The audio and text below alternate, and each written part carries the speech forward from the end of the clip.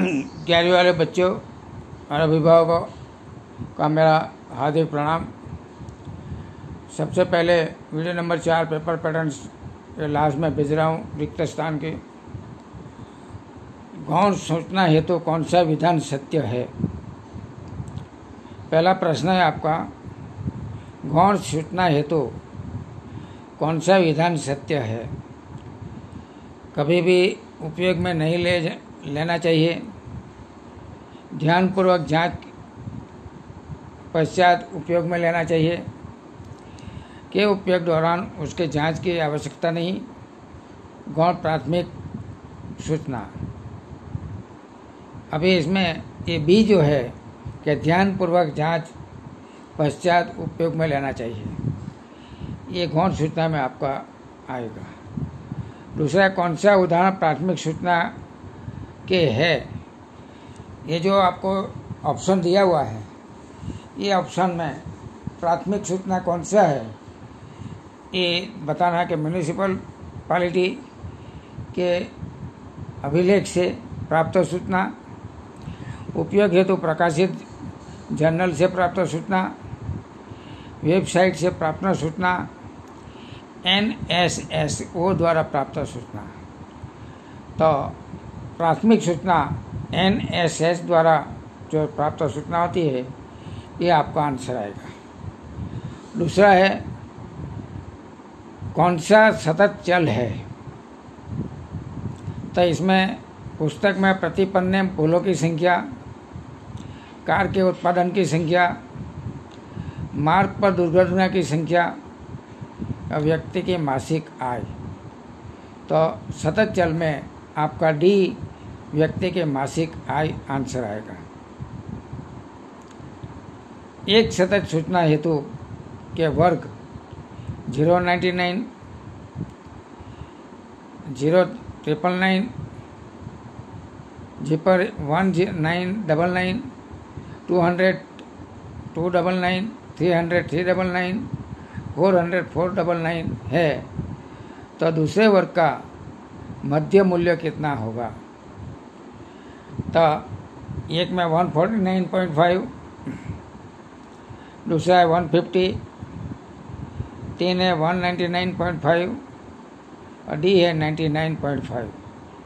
तो इसमें ये आएगा 149.5।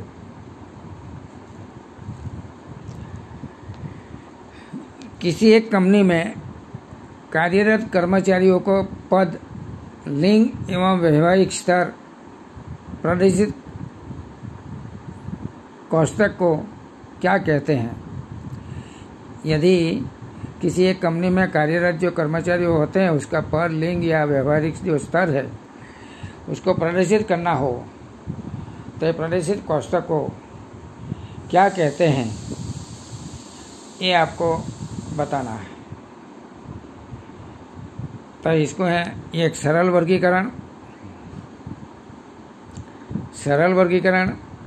संख्यात्मक सूचना का वर्गीकरण, बहुगुणी वर्गीकरण और सरल कोष्ठक। तो आपको 4 ऑप्शन दिया हुआ है: सरल वर्गीकरण, संख्यात्मक सूचना का वर्गीकरण, बहुगुणी वर्गीकरण और सरल कोष्ठक। तो इसमें आपका किसी एक कंपनी में कार्यरत कर्मचारियों को पद, लिंग एवं वैवाहिक स्तर को प्रदर्शित कोष्ठक के बहुगुणी वर्गीकरण कहते हैं। तो इसमें ऑप्शन आएगा बहुगुणी वर्गीकरण।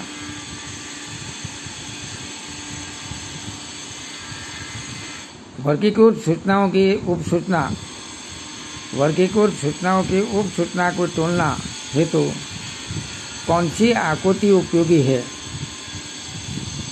तो बराबर ध्यान से, वर्गीकृत सूचनाओं की उपसूचना का तुलना हेतु कौन सी आकृति उपयोगी है? तो चित्राकृति, वृत्तांश आकृति, सरल विभाजित आकृति और नियम विभाजित आकृति। ये 4 में से कौन सा आता है? ये देखो,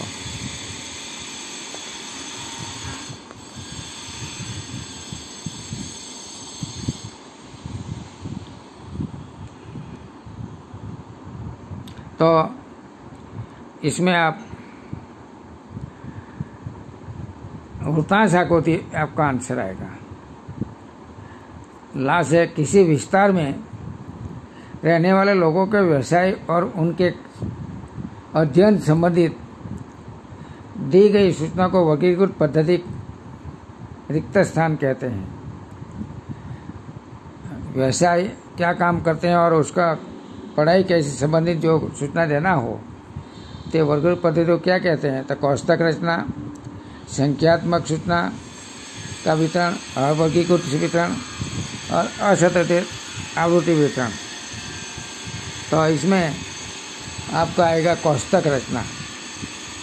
तो इस तरह से 4 वीडियो आपको भेजा हुआ है आज के साथ।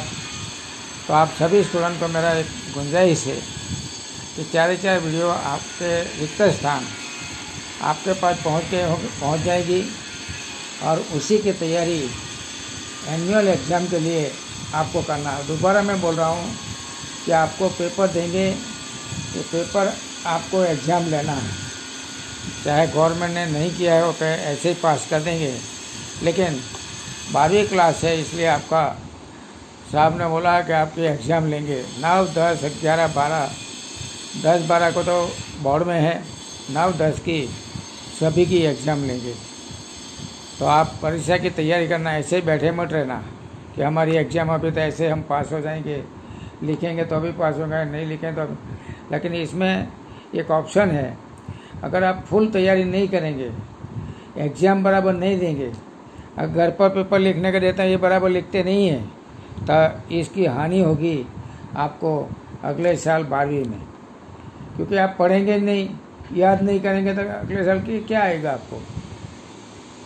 एक तो मान पास हो रहे हैं, प्रतिशत आते नहीं हैं, बातों में और टाइम पास कर रहे हैं, पढ़ाई में ध्यान नहीं दे रहे, क्लास में आते हैं तो एक दूसरे के मजाक ठट्ठा मस्करी कर रहे हैं। ये ऐसा थोड़ा चलता है। इसलिए अभी मैं प्रश्न दिया तो पेपर में कुछ लिखते नहीं है, जो नहीं लिखना है वो लिखते हैं, लिखना है वो नहीं लिखते हैं। नहीं तो अभी जो पेपर में जांच किया 11वीं वालों को 80 में से 30-40 का आना चाहिए, क्योंकि देखकर पेपर लिखना है, नहीं कि तुम्हारे को याद करके लिखना है। हाँ भाई, विचार तो करो। देखकर पेपर दे दिया है, घर पर से लिखना है, फिर भी बहुत सारों ने पेपर लिखा ही नहीं, कई प्रश्न छोड़ दिया है और लिखा है वो भी गलत लिखा हुआ है, समझाया हुआ है, रिवीजन हुआ है, फिर भी आप गलत लिखते हैं देखकर भी, तो आप 12वीं के लायक नहीं होगा। तो 12वीं के लिए आप अभी भी मेहनत जारी रखें। और अभी भी मैं 2 पेपर दे के आया हूँ, 2 पेपर की एग्ज़ाम आपकी होगी, उसका भी मार्क गिना जाएगा, ऐसे पास नहीं होगा और उसके हिसाब से नंबर भी देंगे। अभी भी आपको नंबर देंगे, रिजल्ट देंगे। मैं सोमवार को आपकी सप्लीमेंट्री जमा करेंगे, उसमें आपको पता चलेगा आपका कितना आया है। Thank you. जय हिंद, जय भारत।